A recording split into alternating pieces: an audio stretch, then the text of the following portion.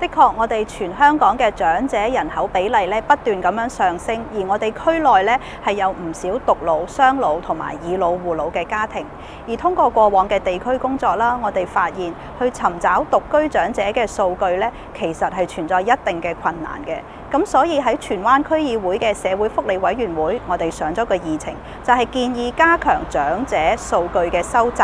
通過政府跨部門嘅合作同埋協調，利用數據咧去精準識別有需要、高風險嘅長者，精準地揾到我哋嘅獨居長者出嚟，更好地構建長者嘅照顧安全網。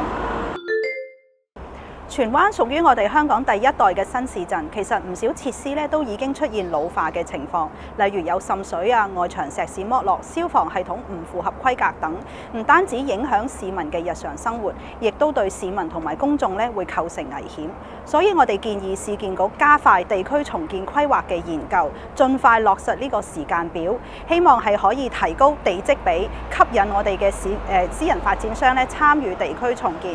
另外，我哋亦都關注聯廈聯管嘅落實情況，希望呢個計劃係可以恆常咁樣推進，關注地區入邊嘅三無大廈同埋單棟嘅舊式樓宇，希望我哋嘅市民都可以住得開心、住得安心。荃灣葵青區嘅選民12月7號，懇請大家支持4號博士媽媽張文嘉，多謝。